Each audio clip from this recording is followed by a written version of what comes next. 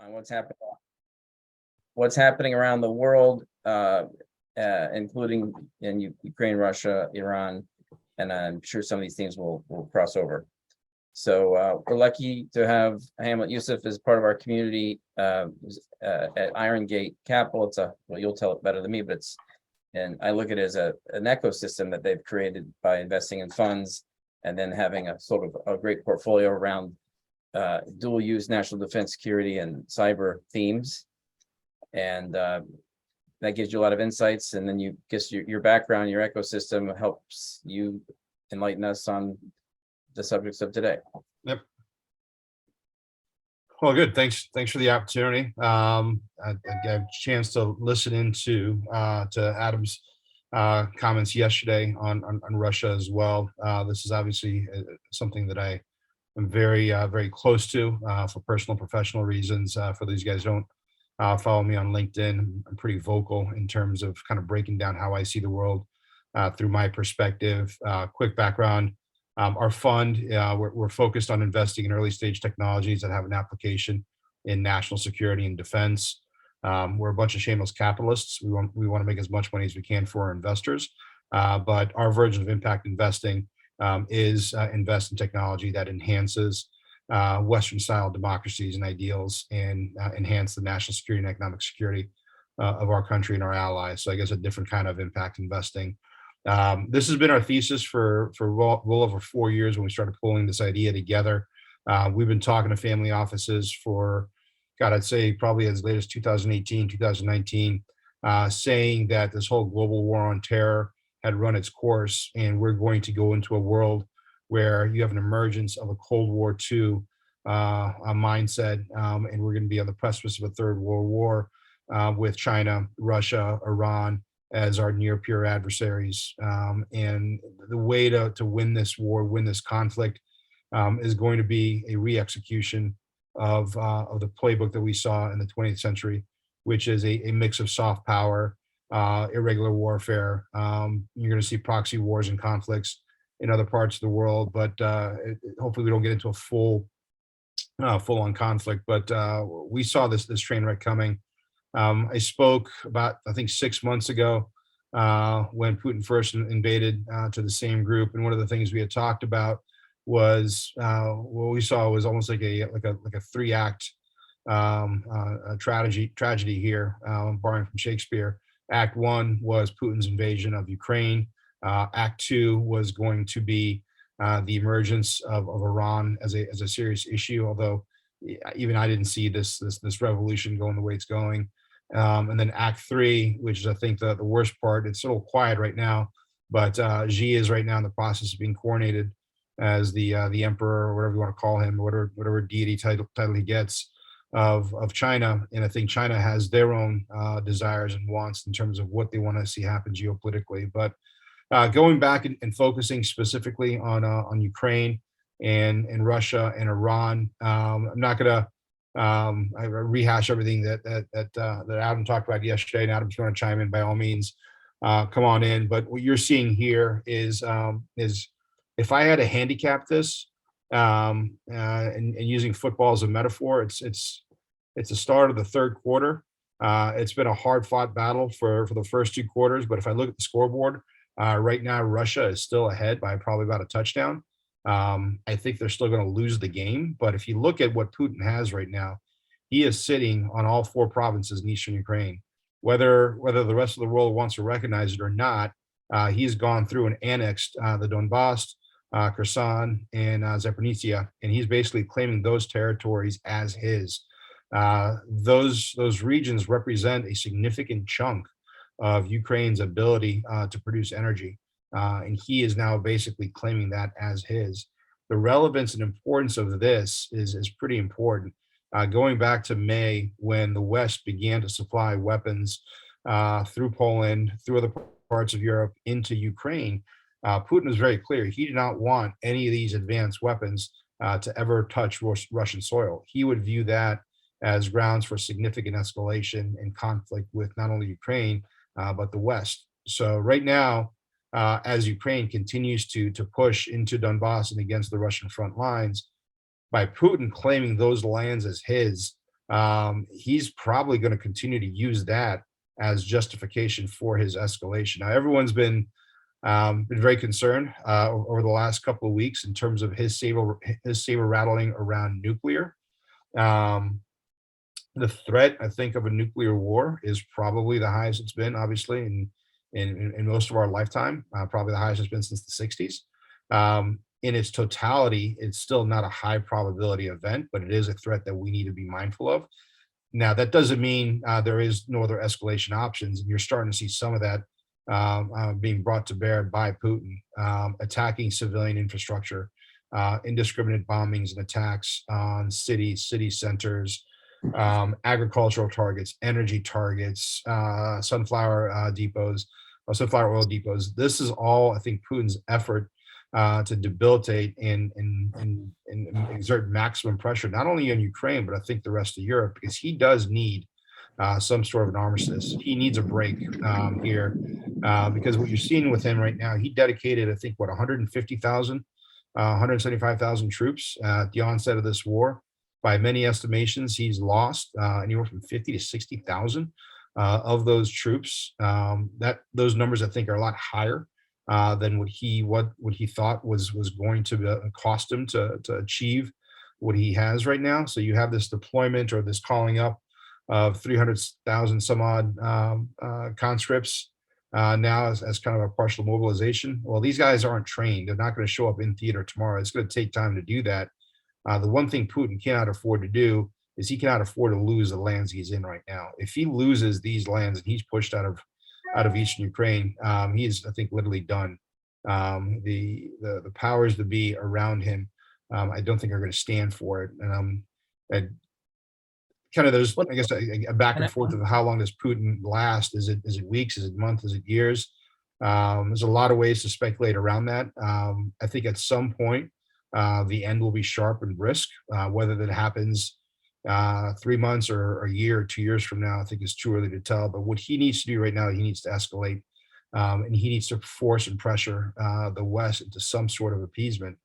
This is where Iran starts coming in because for a better part of almost 30, 40 years, if not longer, if you want to go back to the Khomeini days, Russia has had an interest in using Iran against us. Not when I say us, they say the West. Hamlet, sorry.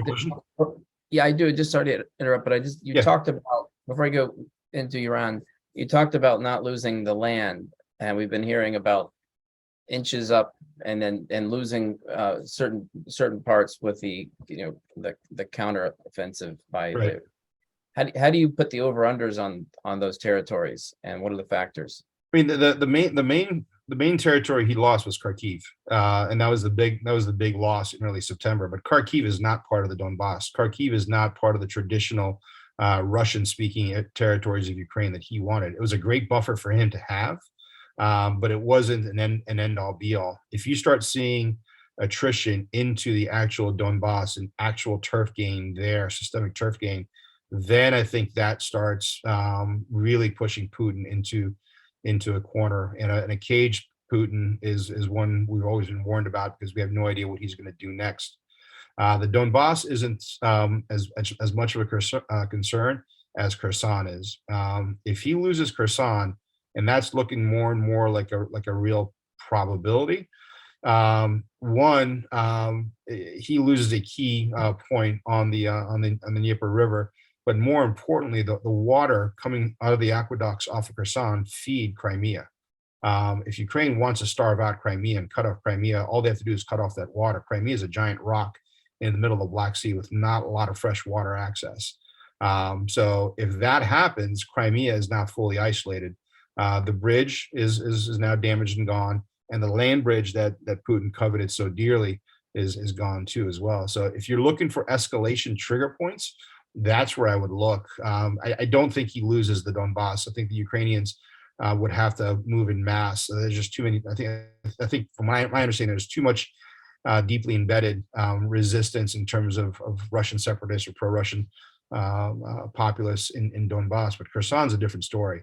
If he starts losing that, which he can't afford to, that is when I think some of the prognosticators get a little concerned in terms of what does Putin do next? What kind of escalation are we seeing? Is it a significant uptick in conventional bombing using suicide drones, using short-term, medium-range rockets and ordinances, of which Russia was beginning to run low on, of which both North Korea and Iran are now stepping up and saying they'll supply.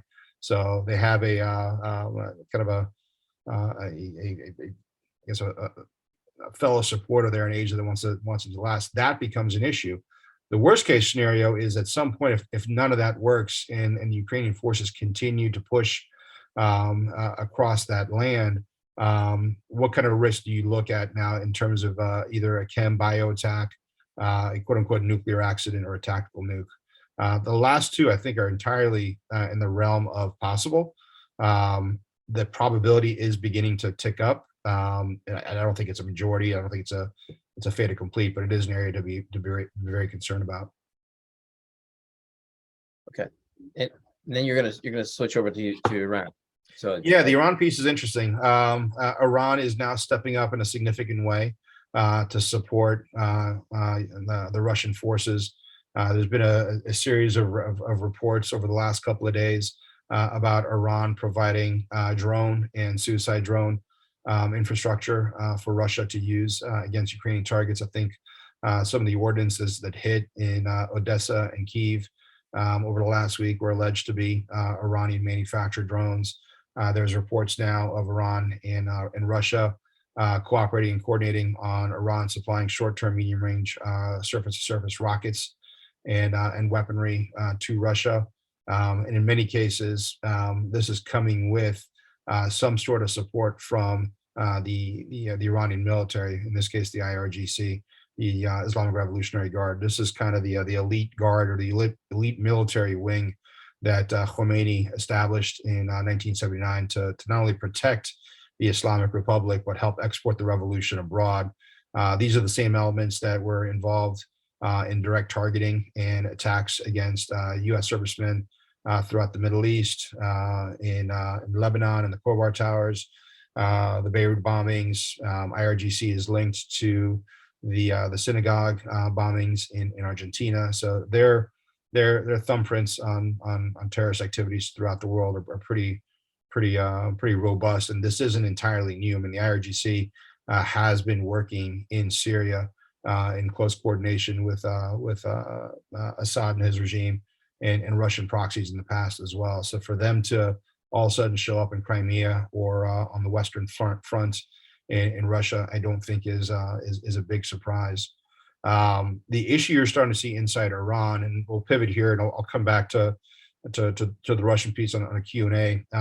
Iran is in a very interesting position. Full bias alert. I was born in Iran.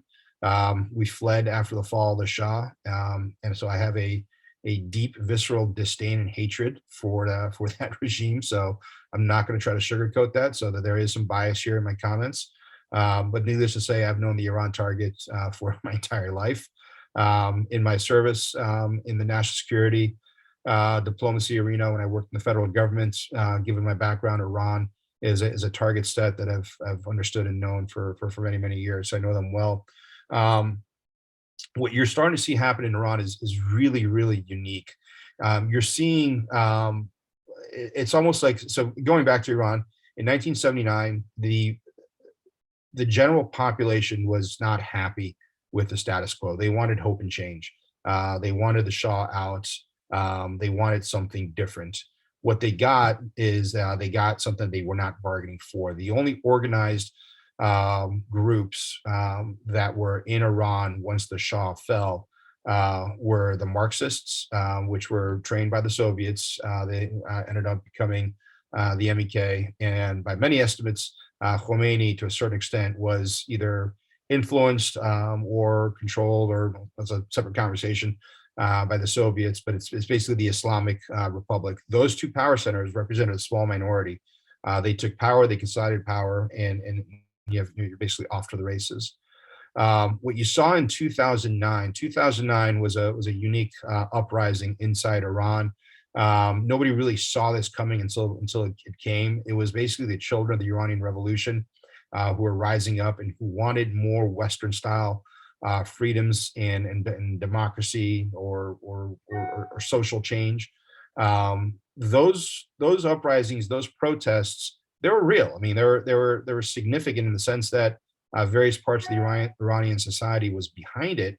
But for the most part, they grew out of Tehran and they spread to a handful of the major urban centers, but they never really caught fire out in the hinterlands, the provinces, and the countryside. What you're seeing happen right now in 2022, it's almost like the children and the grandchildren of the Islamic Republic revolution are waking up and saying, you know what, we weren't here when you guys took over. We don't want this. We no longer want you guys in charge. We want to have our freedoms, our ability to do what we want when we want. And what sparked this obviously was the senseless killing of a Kurdish Sunni female, which is a point I'll get to here in a minute. And that basically has lit a fire that has very quickly turned into an inferno. This began by a Kurdish girl who's a Sunni. And this is important because most of Iran is Shia, but she was killed by the hands of the morality police, and that ignited protests in kind of the western provinces. That was early September. Around that same time, a young a Baluchi girl who's also of Sunni faith in southeast Iran in Baluchistan was allegedly raped and killed at the hands of the Iranian security forces. And there was a mass uprising in eastern or southeastern Iran. That very quickly caught fire. So this is not a Sunni Shia issue. This became very quickly the voice of the Iranian people, which is the women. This is important because if you look at the overall demographics of Iran, most of Iran is under, I think, 50 or 55 years of age, a very young demographic. A large number of that demographic, because of the loss of life in the Iraq-Iran war in the 80s, are female. They're highly educated, and if any of you know Iranian women, they got some sharp elbows. They are fierce, they're independent, and they're opinionated. And I think what you're starting to see happen is you're starting to see a faceless revolution that began with the women, but has now ignited various parts of Iranian society to revolt and rebel against the Islamic Republic of Iran. If you look at that country, my personal estimations, about 80% of that country does not want the status quo to continue. About 20% does.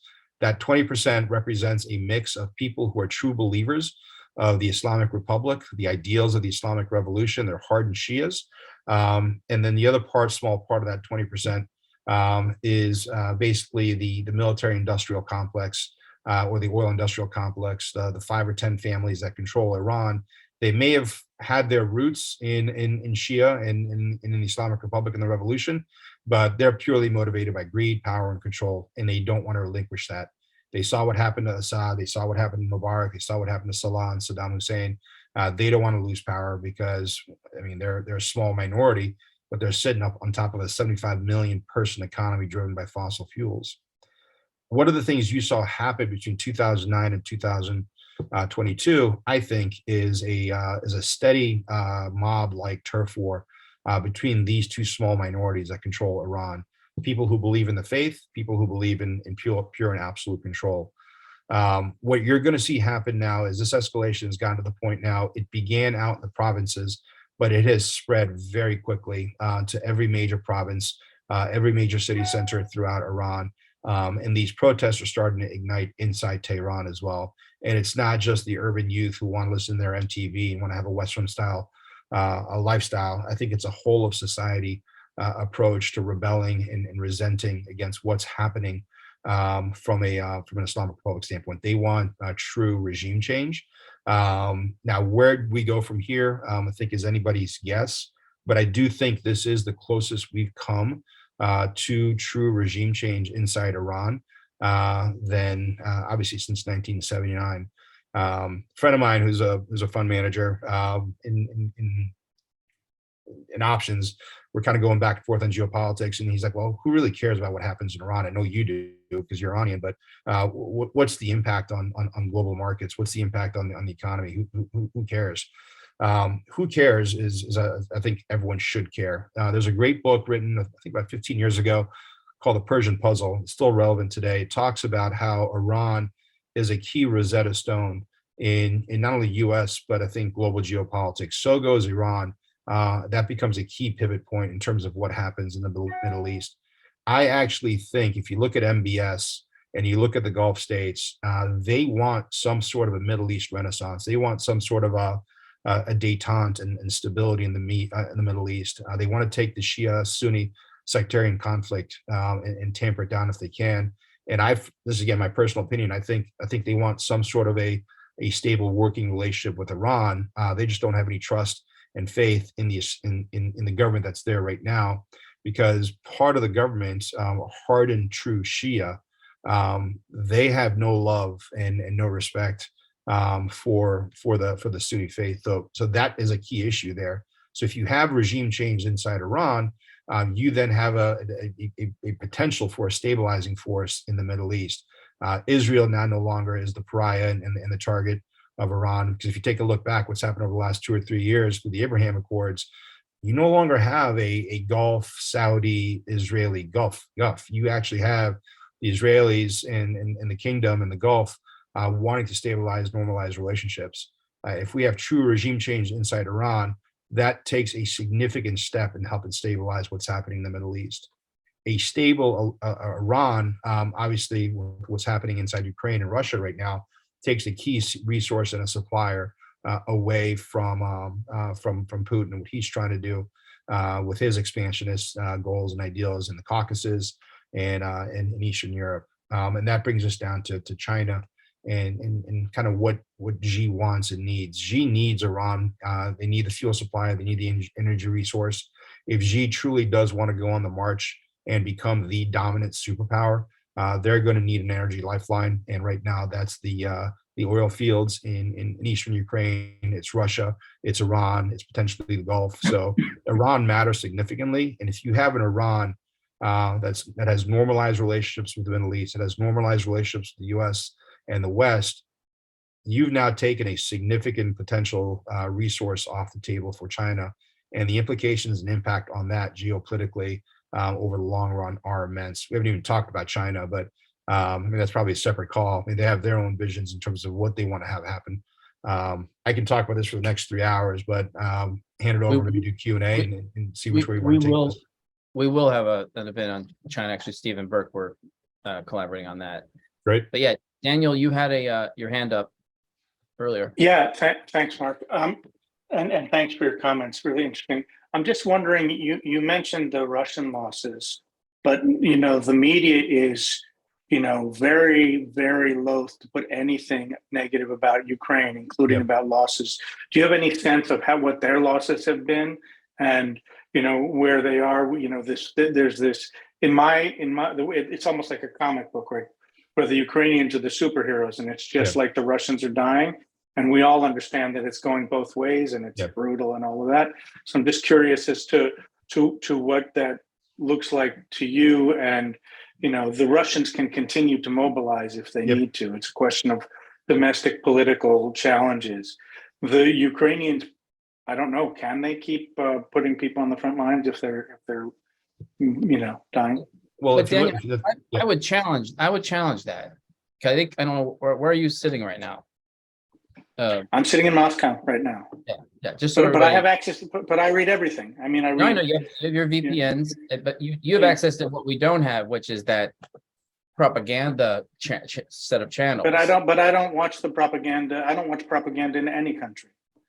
I don't watch Fox News. I don't watch Channel One. And I think if you're asking me what's happening with the propaganda here, I would say, at least in the Disneyland, which is Moscow, people who 3 weeks ago were either ignoring this or were pro-Kremlin are no longer that way. I know lots of people who have dramatically shifted their view.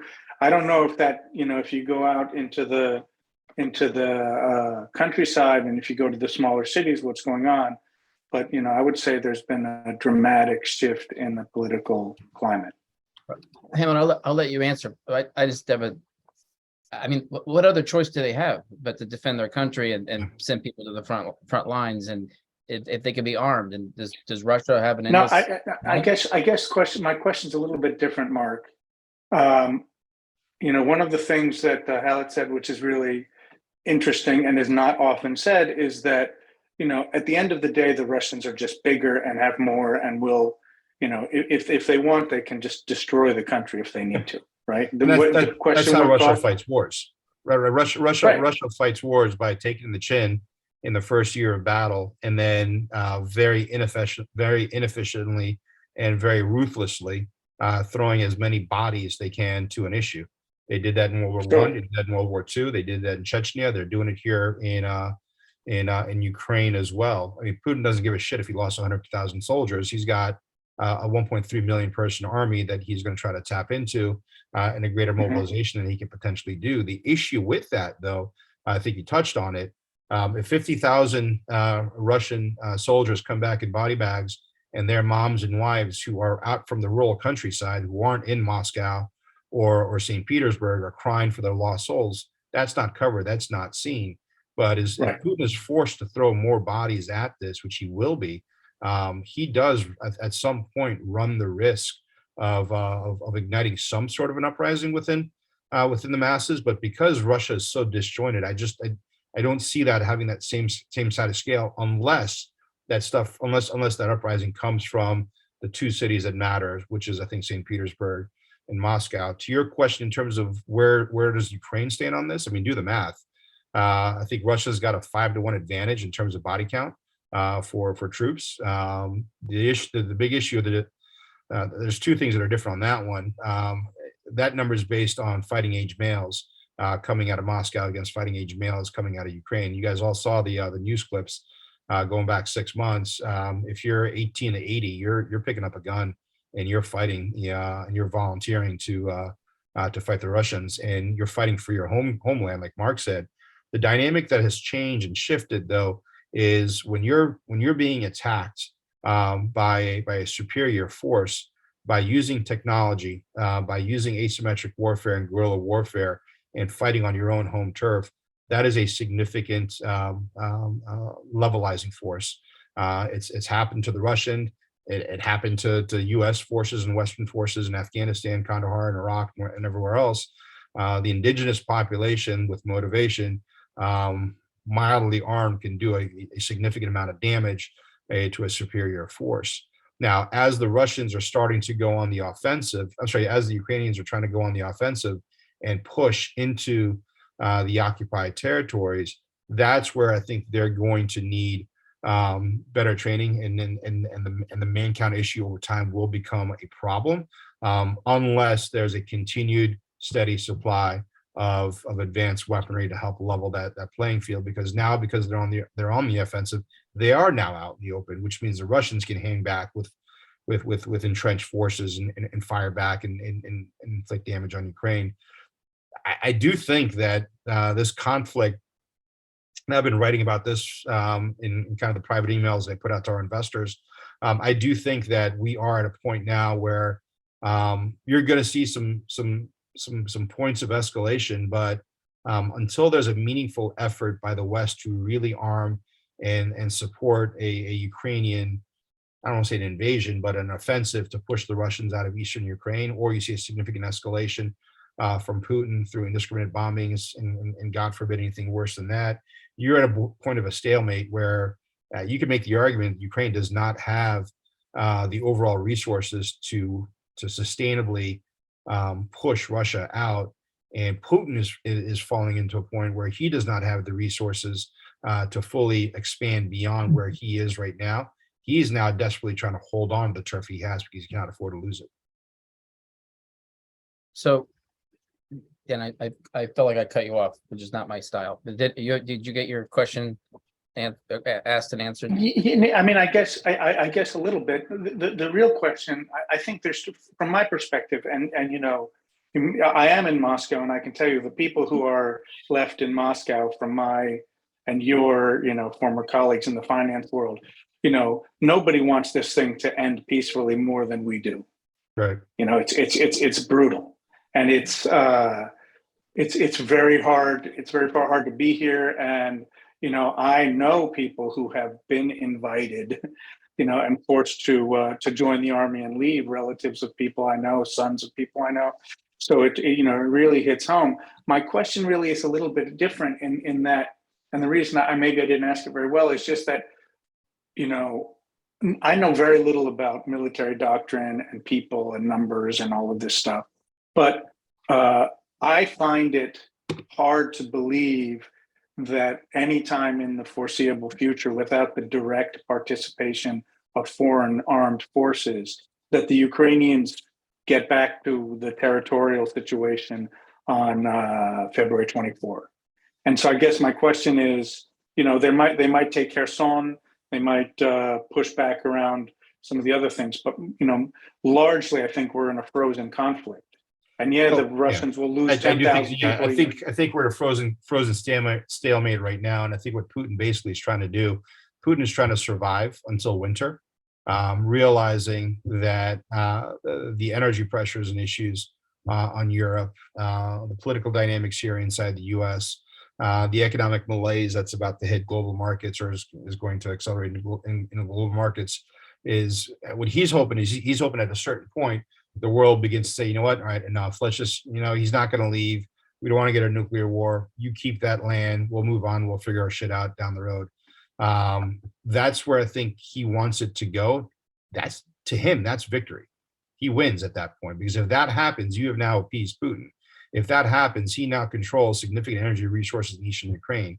If that happens, he now uses the next 24 months to rearm, reassess, and plan his next actions, whether it's Moldova, whether it's the Balkans, whether it's the Baltics, or whether it's going straight through Romania and Poland. Putin's not done. Putin wants to reestablish the Western Front from an old Soviet standpoint. And if he survives, which is obviously his goal here, is that's going to be his end game. The question is when you look at a battle of wills and a battle of attrition, who runs out of runway first? Is it Putin? And at some point, does the inner circle around him tighten and take action? And do you have true regime change in Russia? If that happens, obviously it has to happen organically. Or does he survive and we have a much bigger issue 24 or 6 months down the road? You're a unique creature. I could just you could just go for the next 5 hours and I would be here for you. But we have some questions. Some questions. Sorry, go ahead. I know that Safa has a question. He's also Iranian. Hi, Safa. But Zarin and Adam and Jay, I don't know if anybody, should we just have one more question on the Iran-Iraq, or sorry, excuse me, Iran-Iraq, on Ukraine, Ukraine-Russia, since we're on this subject. Zarin, what's your question about? What's the topic? Well, my question was kind of related, but more on what's happening currently in Iran. And I recently read like a news that really was extremely positive for reputation of Saudi Arabia. Like women's rights, they have equal pay. They were supporting terrorism elsewhere, not anymore. It's like the place to go. It's an amazing country. And I was like, wow, what happened? Like, what's the sudden change? And I was like, the timing is not worthy with what is happening in Iran. And how do you read that Iran and Saudi in the context of also this, Russian geopolitical issue, because they're also helping Russia. And I mean, I'll send that link. I couldn't believe. I was like, wow, you need to go to Saudi, I guess. So we met Zarin in Zurich last month, and cool. She's a new member of the community. Great, welcome. Yeah, no, the Saudi-Iran relationship I think is interesting. I touched on it earlier. I do think MBS wants some sort of stability and détente in the Middle East. He just does not want it with the Islamic Republic of Iran. So if a more or less hardline religious power center comes to power inside Iran, which I think is a very distinct possibility, then I think he's in good shape. What's interesting here, we didn't touch on earlier, is because Iran is now so overtly getting involved in supporting Russia. I know the narrative is now that, MBS is supporting Russia. I don't think that's the case. There's obviously a clear case on who is reporting or supporting Russia. In this case, it is Iran. So that's going to have some significant, I think, impact on the relationship with the kingdom and the Gulf and Russia, but also someone who's been, I don't want to say riding the fence, but hasn't put a full thumb on the scale here has been Israel. So their arch nemesis here, the IRGC, the Islamic Republic of Iran, is actively now supporting Russia. That's going to put some significant issues and pressures on Israel to figure out, okay, where are they going to side in terms of who they support overtly. So the impact on this and the ramifications geopolitically, I think, are going to be profound in the coming months. Hamlet, does that mean that the Israelis will focus more on supporting Ukraine or more on the regime change in Iran? You can argue they've probably always had an interest in the regime change in Iran. But I can't imagine they don't try to put some sort of thumb on the scale on Ukraine. There's tons of oligarchs from Russia and Ukraine who have that dual citizenship component. They're using that to I don't say hide assets, but using that to their advantage. So how does that apple cart get upset? I think will be interesting to watch. I mean, So- Israel obviously does want regime change in Iran. It's not U.S. foreign policy to say that either, but I think pretty much any Western capital would want to see a more pragmatic set of leadership inside Iran. And again, I think Iran is close. Khamenei, the supreme leader of Iran, he's been on death's bed since 2009, but he was offline for I think almost 2 weeks again. Very poor health condition. When he dies, and he's I think in his late 80s, I think twice cancer survivor, so he's not in good shape.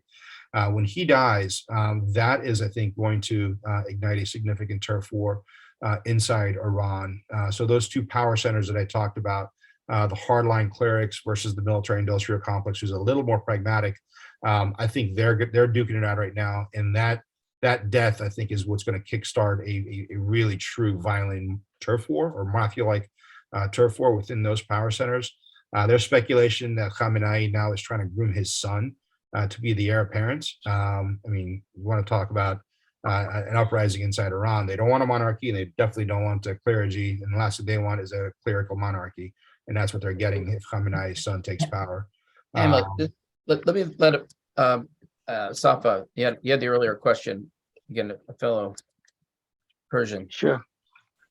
Thanks. Hi, everyone. I joined a few minutes late, but I heard enough of Felmet's analysis say that that's really spot on. I mean, this is kind of a macro view, strategic looking at everything. So I completely agree with everything that's been said, and it's been said really well.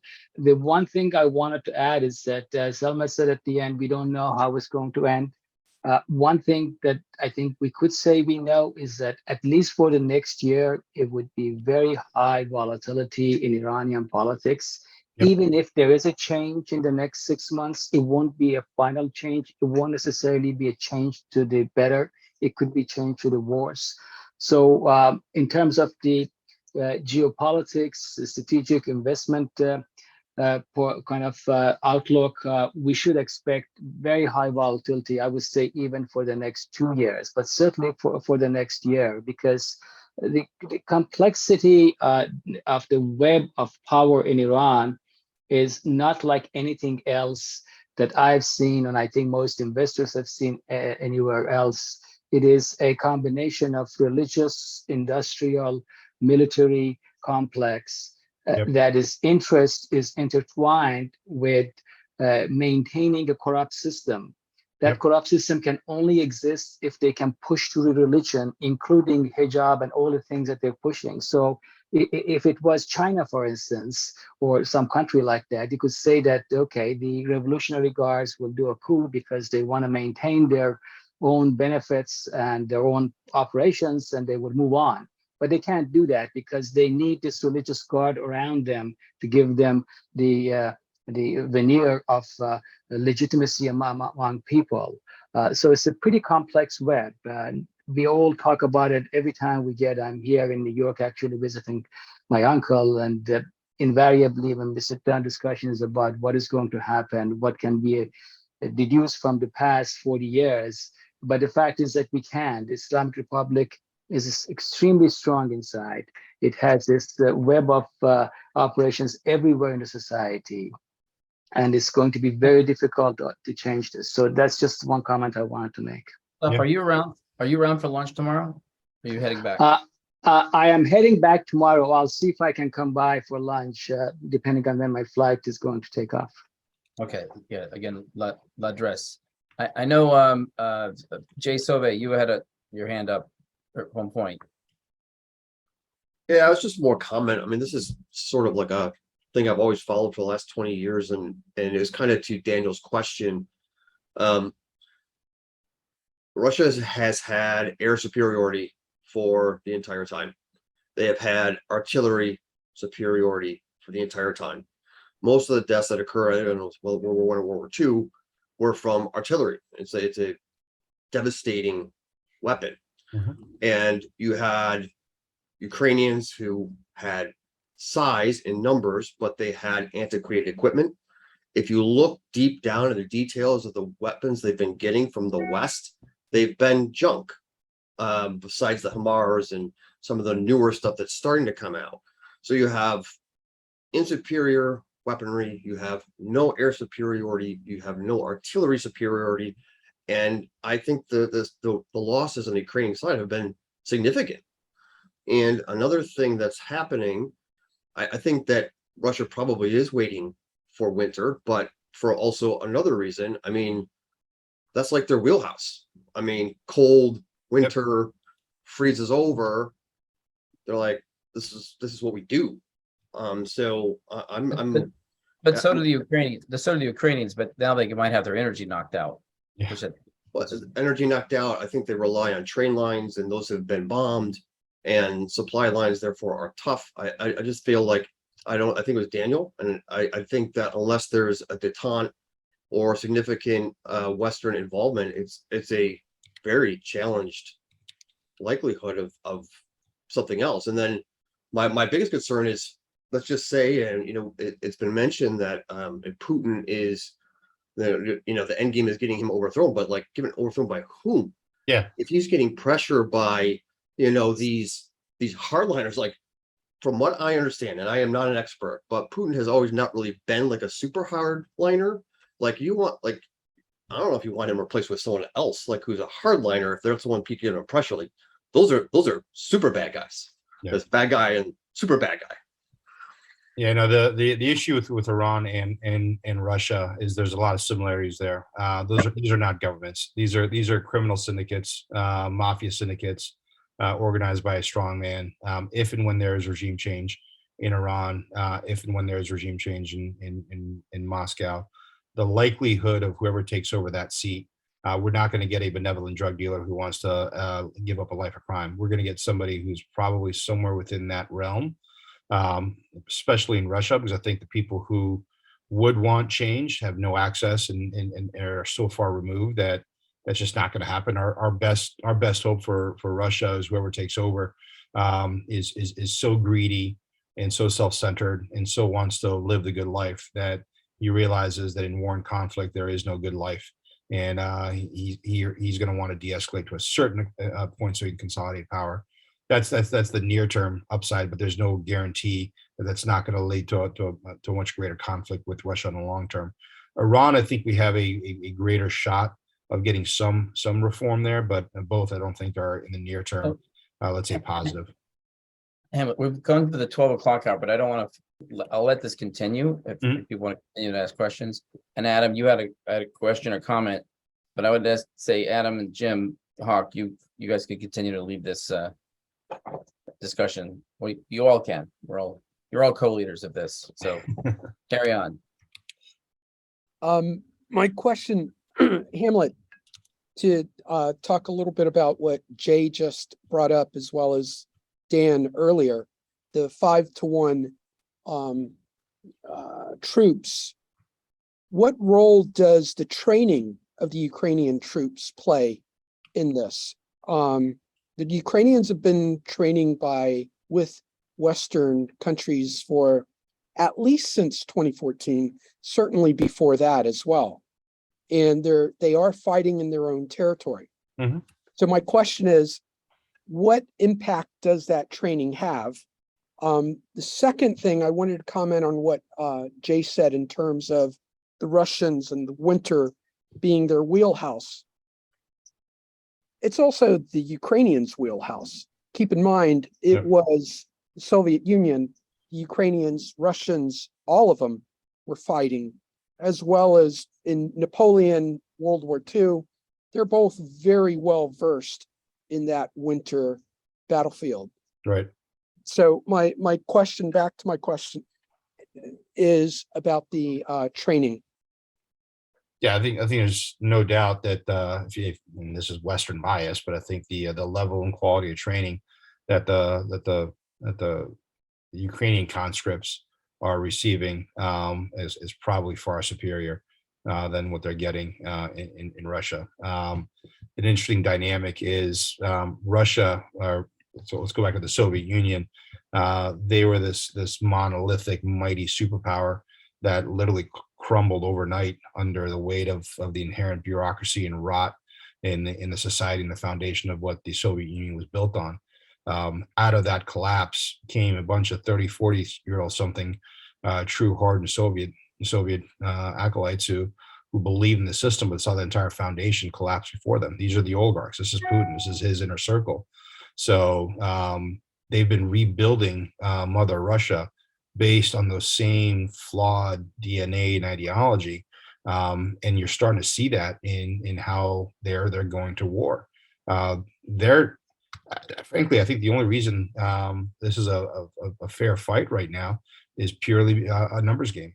The Russians just have so much more numbers to throw at this. If you look at it from an efficiency standpoint, in terms of training and eventual access to weapons, there's no doubt that I think the West has, or the Ukraine has a significant advantage here.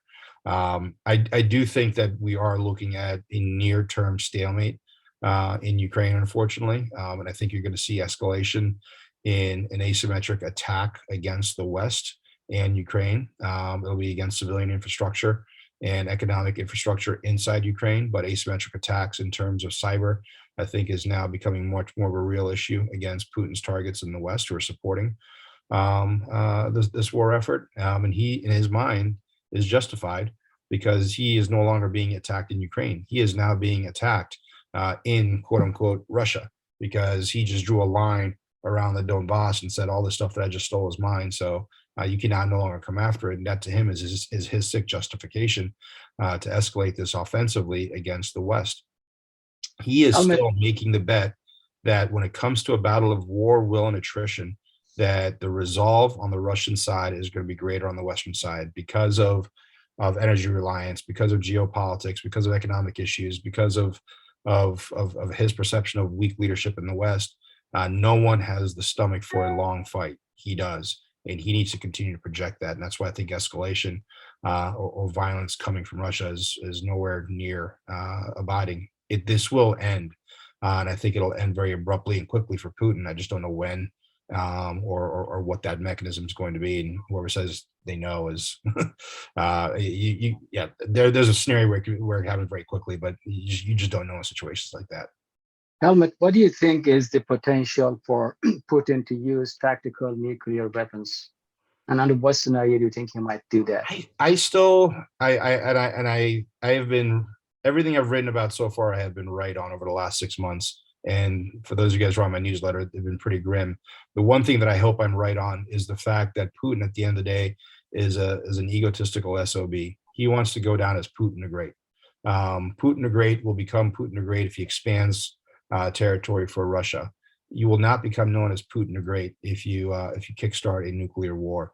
So I think a large scale nuclear conflict for that reason, I think is right now pretty low on the probability scale. But if he really fears losing Donbass, if he really feels losing the territories that he is now sitting on, meaning he is dead because the last 6 months was for naught, then he does become desperate and he does need to do something. I think before you see tactical nukes, you have a higher probability or possibility of chemical or biological agents being unleashed inside Ukraine to create a buffer or no-go zone.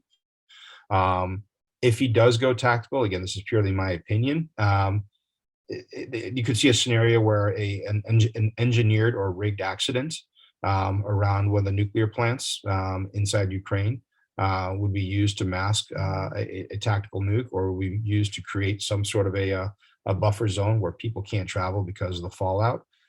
If he does use an actual tactical nuke, I don't think it'll be overt. I think he'll try to make it look like it was an attack against him from the West or rogue elements within Ukraine. Because what he then is going to need is, if he thinks he's losing, if he thinks he's about to lose everything, and he really needs to mobilize, he needs to make sure the Russian populace is on his side. And that's when the Russian disinformation campaign is going to go on overdrive to make any kind of a tactical accident be the West's fault, and justification that the Russian populace needs to rise up to defend Mother Russia, because the evil West is now coming over the defenses. And with the attacks on critical infrastructure and on civilians now, that could go on for quite some time. Doesn't that have the same or better effect for Putin in terms of tactics than a nuke? Absolutely, it does. That's why I think, I mean, I've posted a couple times on LinkedIn, and I'm going to put in my next newsletter. Things are going to escalate, but I think the nuclear option is still on the table. The tactical option is a more realistic threat. The probability of any of those two happening are the highest they've been in the last 6 months, and the highest they've been ever in our life. But there's a lot of damage that Putin can do between now and then to force submission from the West and Ukraine. And again, indiscriminate attacks, sustained air campaigns against the West or against Western targets inside Ukraine that have been safe for 6 months. Those are all on the cards, and he's looking to exact max fear and shock and awe on the populace. And again, he needs appeasement. The West is on record saying they don't want to escalate and they don't want a conflict. And for me, you boil down complex geopolitics into simple schoolyard behavior. I don't care how big and bad you are, how strong you are, but if you're the biggest kid in the playground and you've made it known that you're not willing to stand up for yourself and you're not willing to do anything about it, doesn't matter if you're bigger than me. I'm the bully. I'm going to continue to pound on you and take your lunch money because I know you're not willing to do anything. Putin, I think that's his view of the West and the world right now, that he is the bully. He is going to continue to exact his and assert his will. He's going to carry on a bit of the Mad King syndrome, which was very effective under Trump and Reagan, to scare his adversaries into thinking, you know what, we're not sure if this guy's willing to do this. We need to find a way to off-ramp this. Unfortunately, there are no real, I mean, everyone talks about how do you give Putin an off-ramp, how do you give Biden and the West an off-ramp? Right now, there are no off-ramps. It's going to require somebody to literally drive off the road and create their off-ramp. I just don't see that happening on either side right now. Great discussion. Thank you. Yeah. Hamlet, another question, going to Iran. Mm-hmm. You had mentioned earlier in the '79 revolution that the wealthy class, the elite, I'm paraphrasing here, Yep. happy for the change, but that's not what they were expecting.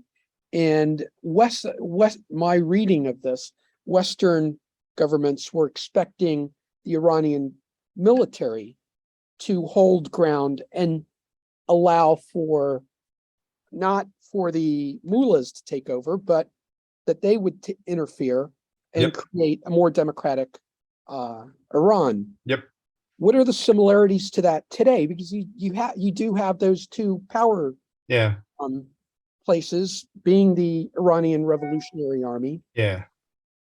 Well, the issue with Iran is the Iran military, the standing army, the military, the Artesh, I don't want to say they're powerless, but I mean, their job is to protect the boundaries of the country.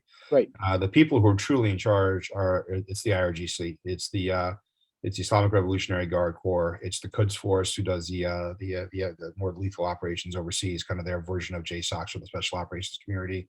They have an entire task force internally to address and deal with domestic issues. What you do see happening, though, I think, is the Islamic Republic. The IRGC is kind of the guardians of that government. As a result, the IRGC has their meat hooks into every aspect of Iranian military industrial industry, as well as military, as well as oil and gas and energy. So there's a lot of vested interest. So if you do see regime change inside Iran, I think it's going to happen because elements within the IRGC are saying, you know what, screw this. We like our bourbon, we like our women, we like to gamble. We're sick of these mullahs. What we want is we want absolute control of this country. We're going to kick out the mullahs. We're going to make a deal with the average populace so they can go back and listen to their MTVs and grow their hair long and not wear hijabs and do whatever. But we're going to be in charge. And I think that is the near-term solution for Iran to avoid a much bigger civil war inside Iran. But your point on the military piece, if you go back and look at what happened in Egypt with Sisi, Egypt learned their lesson, man. The entire populace did not want Mubarak in power.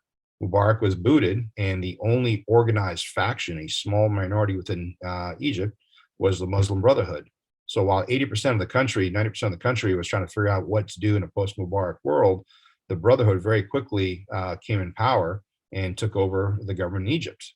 Well, the more pragmatic military, before the Brotherhood was able to establish their own little version of an IRGC, like, no, this is not going to happen.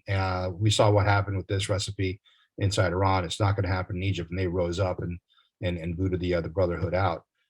So in the near term, if you want to look at any kind of gray silver lining in the gray clouds around Iran, I think it's going to be that. It's going to be elements within the military-industrial complex who believe in self-preservation over ideology, and they step in and try to cut this off. And frankly, I think longer term, that hopefully is going to be the saving answer for Russia. Somebody within one of the capos around the mob boss is going to sense weakness, is going to take the guy out. Again, self-preservation, Trump's ideology. If you're now the king of a kingdom, you don't want to F it up. You don't want to lose power. Best way not to do that is not to pick fights with your neighbors and adversaries and find a way to de-escalate. I just have no way to predict when that's going to happen. Iran, I think, is going to be easier to predict because you have a key event, which is, knock on wood, the passing of Khamenei. Thank you, Hamlet. Yep. Great conversation. No, I enjoyed it. I could talk on for hours, as Mark said, but I know we'd all plan for 45 minutes. But this is fascinating stuff. This is stuff that is ever changing. But buckle up. The next 2 to 24 months are going to be pretty interesting geopolitically. We have not even touched China, and that's a much bigger shoe that's going to drop. Nor have we touched Venezuela or Belarus. Yeah. And if things change in Russia, if Putin's regime continues to weaken, yep, that could have some serious consequences as well. Absolutely. So I know from the comments section that it's already been requested that Hamlet maybe wade into a specific conversation around Iran. Mm-hmm. And so we'll probably do that, or maybe we'll just do part 2 of geopolitical conversation. And Hamlet, have you lead again. Sure. Glad to do it. This is brain candy. I love doing this. So looking forward to supporting this and engaging in what I think is pretty important matters for not only geopolitical standpoint, but obviously real ramifications in terms of capital markets. Absolutely. Great. All right. Well, we're well over. So if there are no more questions or comments, I think we'll probably, close it out for today. Again, thanks to Hamlet and everybody else who participated in the conversation, and we will look forward to part 2. Thanks, everybody. Thank you. Bye now.